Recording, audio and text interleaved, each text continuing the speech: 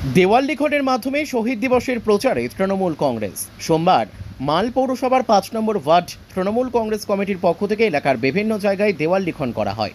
এদিন এই দেওয়াল লিখনের সময় উপস্থিত ছিলেন ৫ নম্বর ওয়ার্ডের কাউন্সিলর সুরজিৎ দেবনাথ সহ ওয়ার্ডের তৃণমূল কংগ্রেসের নেতা কর্মীরা। এ বিষয়ে ৫ নম্বর ওয়ার্ডের কাউন্সিলর সুরজিৎ দেবনাথ বলেন, জেলা ও ব্লক কমিটির নির্দেশে আজকে থেকে শহীদ দিবসের প্রচার শুরু হলো। আগামী দিনে বিভিন্ন জায়গায় মিটিং মিছিল হবে। এবছরও মালবাজার থেকে প্রচুর মানুষ ২১শে জুলাইয়ের শহীদ সমাবেশে যোগ দিতে ধর্মতলায় যাবেন। উল্লেখ্য, গত ২৮শে জুন শহীদ দিবসের প্রস্তুতি সভা করে জেলা তৃণমূল কংগ্রেস। এরপর থেকে বিভিন্ন জায়গায় শুরু হয়েছে শহীদ দিবসের প্রচার। ব্যুরো রিপোর্ট, আমাদের টিভি। আজকে কি অনুষ্ঠান রয়েছে বা কি পরিকল্পনা কি হচ্ছে আপনাদের এখানে? আমাদের দুদিন আগে জেলা কমিটির ২১শে জুলাই নিয়ে মিটিং ছিল।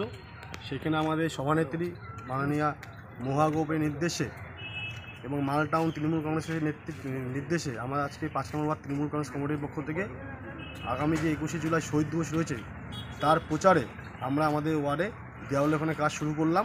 আজ থেকে শুরু হলো আমাদের প্রচার আমাদের ওয়ার্ডে, এবং পরবর্তীকালে আমরা আরও মিটিং করবো আমাদের ওয়ার্ডে, যে ধর্মতলা আমরা যাওয়ার জন্য উদ্দেশ্যে আমরা মিটিং করবো।